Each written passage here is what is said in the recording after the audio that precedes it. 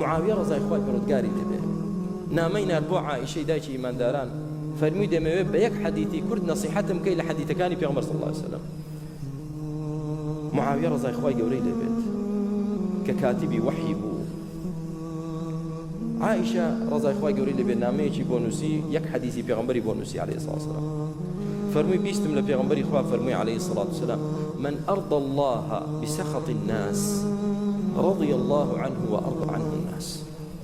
هر كسيك خوا لخوي رازيك دائما هدفي رزابوني خوا به با خلچيش نارازي به وتوره به او خوا لي رازي ده به وخلچي باشي لي رازي دكات امر سرتا لي تورنا دواي بو اندر دكي خوا يقول هدايتي اند دال رازي ده بلام ومن اسخط الناس من ارضى الناس بسخط الله اي اواني هول الرازيبوني خلق ددن بلام لسر حسابي خوا توره دكان او سخط الله عنه واسخط عنه الناس ئەوانە خوا لێیان تووڕە دەبێ و خەڵکیشیان لێ تووڕە دەکات.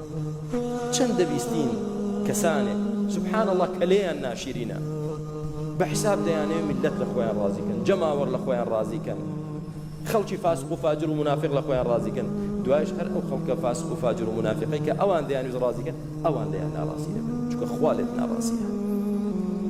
نازانی وەریضوان من الله ئەکبەر، نازانی ڕەزابوونی خوا لە هەموو شتێک گەورەترە و لە هەموو کەسێک گەورەترە. ئەی ئێمە ڕۆژی چەند جار دەبیستین کە بانگ دەدرێ الله ئەکبەر الله ئەکبەر، یعنی چی الله ئەکبەر؟ یعنی خوا لە هەموو یەکێک گەورەترە.